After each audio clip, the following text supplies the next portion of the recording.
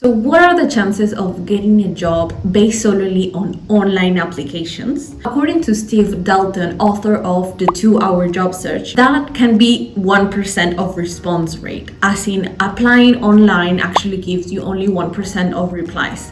Having success by only doing online application has become even harder nowadays because of the high competition, especially in a city like London, and especially also as an international student who doesn't know exactly how to navigate the job market. There are a lot of hidden opportunities that are not necessarily advertised online and that you might be missing because you don't know Steve's strategy.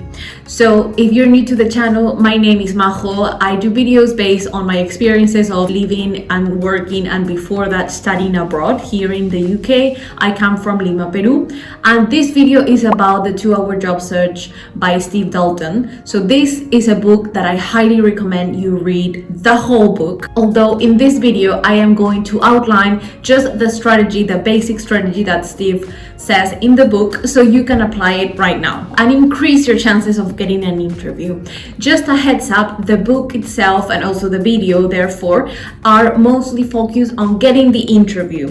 So preparing yourself for the interview is also crucial for you to get that job, that final outcome that you want. But this video and the book is more for the how to get your CV across the right person, how to get that interview, which I personally think it's the hardest to do. So without further ado, let's get into the strategy. First, you need to make a list of 40 companies, 40, but first start with the names of the companies that you really want to work for. Then start researching companies on LinkedIn. Don't let yourself be discouraged by the number 40 companies. It sounds a lot, but according to Steve and also from my own experience, even when you reach, if you follow the strategy, to company number 15, you most certainly will get an interview before you end your list. You need to create first an Excel spreadsheet, of course, with the first column being name of company, the second column being alumni, the third column being motivation, the fourth column being posting. Posting means if there's a job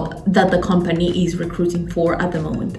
So the first step is to make the list of the companies, right? Now that you've put all the companies that you wish to work for, go on LinkedIn and filter companies and the sector which you're interested in.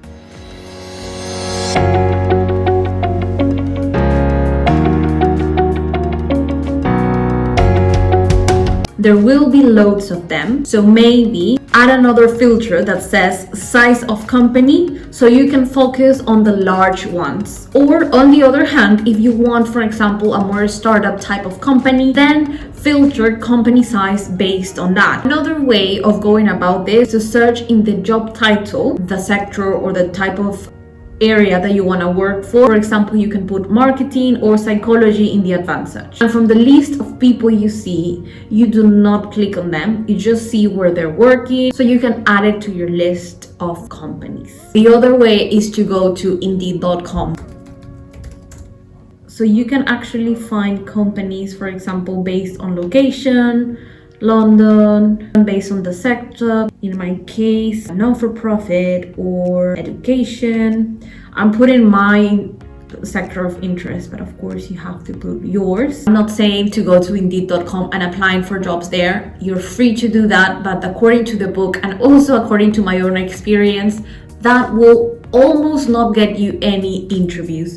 And why? The reason is simple. There are hundreds of applications that go every day through Indeed and through LinkedIn, and the chances that the AI would identify your CV and would match it to the job description of the role are scarce. I always adapt my CV to the job descriptions. I do that, but that, as I said at the beginning, sometimes is not enough. So that was step 1, column 1. Now let's go to column 2. Column 2 is alumni. Alumni just means a former student. So why do you want former students? So if you want to increase again your chances of getting a reply, the book suggests to reach out to the people that are working at those companies and that by coincidence are also alumni from your university. For example, my university was Birkbeck, and I am interested in working in the NHS.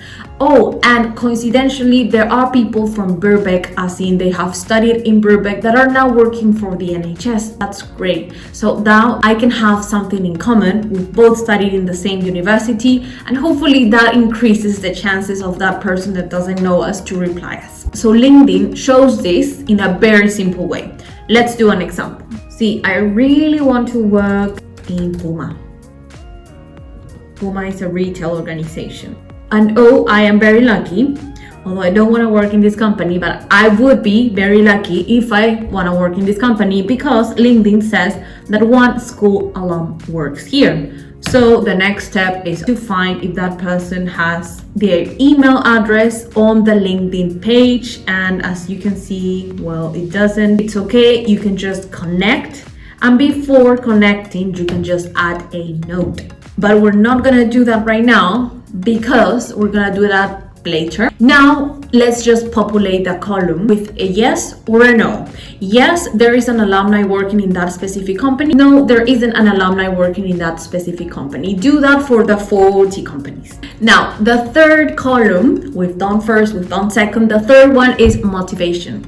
Motivation means, as the word suggests, how motivated are you to work in that company. So rate 5 if you're super motivated to work in that company, and rate 1 if you're just like indifferent or you just are not so motivated to work in that company. Do that very fast without any bias for all the 40 companies. Okay, and finally, the last column number 4, which says posting, means if the company is recruiting or not recruiting at the moment. Now, the book suggests to put a rating of 1, 2, or 3. 1 is not hiring at all.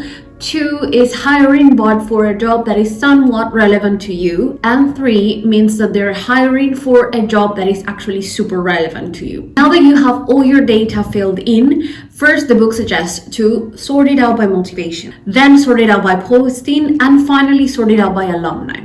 Now use your intuition to play with the data until you figure out a way in which your top 5 companies are at the first 5 positions in your list. And now it's time to work your way through the list from the top down. So how do I reach these companies? That is part 2. So part 2 is now finding advocates, people that can put your CV in front of the right person from these companies that you've chosen very carefully. If the person doesn't have their email address on their LinkedIn, that's okay. Just send them an invite with the add note option saying the following: my name is Philip. I am a fellow graduate of your school, in case that they are an alumni. In case they are an alumni, don't let yourself be discouraged. Just don't put this sentence. Can I have a few minutes of your time to ask you about your experience at the name of the company? Your insights would be appreciated, as I am now considering applying for a position. It could be marketing position, finance position, psychology position, HR position. So just tailor this to your own sector of interest. Another thing that the book suggests is to join LinkedIn groups. If you share a LinkedIn group with a person that you want to reach out to, you can actually send a LinkedIn message, a LinkedIn email to that person. Another way to find an advocate's email address is to search the company's domain, then try common emails, like for example, first name, point, last name, add the domain that you found on the internet that the company has, .com. Or for example, the first letter of the name and then the last name at the domain that the company has, .com or .uk or .co.uk. If the email pops back, then of course it means that that email doesn't exist. But if it doesn't, the chances are that you've reached to the right email address, which would be great. Now, as a rule of thumb, always send an email or a LinkedIn message to someone higher up so you can be passed down. Now, the statistics and also the book suggest that when you send 5 emails, you will only receive 2 replies. And from those 2 replies, one of them will be a solid advocate. That's what my suggestion is, to contact 6 people from each of the companies on your list. As I said at the beginning, it will probably be that you will already receive a reply, you will already receive an interview, an informal chat before you reach number 40 on your list. And also, to make it less overwhelming, you can perhaps contact 3 or 4 companies per day for a whole week, and that makes it a bit more manageable. And remember, these are companies that you have your eye on, that you actually want to work for. These are contacts that can actually help you to put your CV onto the right person. Next is follow-up emails. So the book says it's sometimes not enough to just send a random first-time email. Sometimes it will get lost on the whole list of emails that person receives. So they say that you should follow up after 10 working days of sending that first email. A message could be something like, hello, and the name, hope you're doing well. I am following up on my email from last week. I am wondering if now is a more convenient time to talk. Please let me know if so. Warm regards, kind regards, and your name. It's a very simple email, but it can make the difference with getting a reply from that person that might be very busy. Now, what if you finally got the reply from an advocate saying, yes, I agree to what you are suggesting me. I want to have an informal chat, an online video call, Zoom call, or even face-to-face. The book has tips for this. I am just going to give you a quick summary of that, which is basically to mirror the energy of the person. Ask how your day is going. If the person takes 30 seconds to answer, you also take 30 seconds to answer how your day is going, and follow the energy in that way. Ask genuine questions out of genuine curiosity. What are the market trends for your sector? What do you think that you will be doing in the future? What are your next steps? What is your day-to-day like? What are your biggest challenges? Do you think that you can refer me internally for when there is an opening for a specific type of role that you want? Or how do you recommend me to go about that if I want to apply in the future, or I'm interested in working for your company, or I'm interested in working in the role that you're currently doing? What tips can you give me on that? Ask for advice, ask for tips. And after that, send a thank you note, a thank you email for their time, and also execute on whatever they've told you to. If they told you, read this book, I found this really interested in my current position, in my current sector, read it, or read a summary at least, and then reply back, I'm so grateful that you recommended me this book. I actually find intriguing these parts and these parts, and just keep that connection going, that mentor-mentee connection going. According to the book and according to the Ben Franklin effect, if you actually ask for a second favor, you will improve the deepness of that mentor-mentee relationship, which you want to, because you want that person to, again, put forward your name, put forward your CV to the right person internally or even externally. If they have a friend of a friend that is working in the sector, that is working for a competitor, they can match you and you have an informal chat with them and you've gotten an interview and then a job, and it was never published online. This is what they call hidden opportunities, which is the essence of the strategy used in this book. Now onto the final tips that Steve, the author, gives.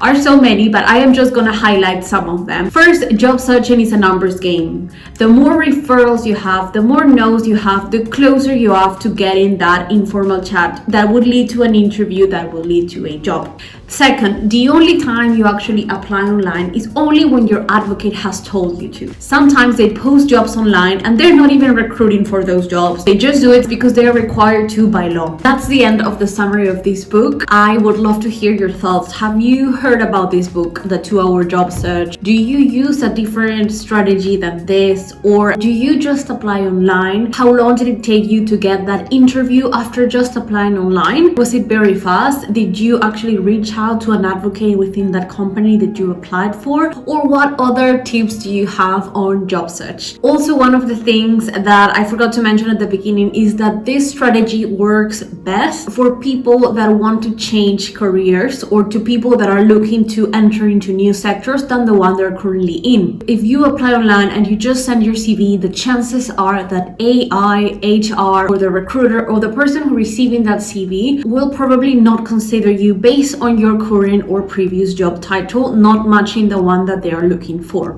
I've been on the other side, I've been a recruiter, and I remember seeing CVs and seeing that previous or the most recent job title they had, and if it didn't match the position that my client was looking for, I wouldn't pass it to the hiring manager. This is a shame because you don't get the chance to actually pursue different career routes, which is the whole point of this, the 2-hour job search strategy. To reach out to the advocates from the companies of your interest and actually be able to express what do you want to achieve, what are your transferable skills that can be used towards the jobs that you're seeking. They can actually hear you out and reference you to the right person. You get to be one step ahead of the crowd, all of those people, all of those candidates that are just applying online. You get to be one step ahead because you've actually spoken with the people inside the organization. So I hope this was useful for international students, local students, or anyone really who is looking to either change jobs or find a new job or any other scenario that you're in. If you have further questions about my experience with this strategy or my experience looking for a job after graduation, feel free to reach out to my Instagram, my side journey abroad,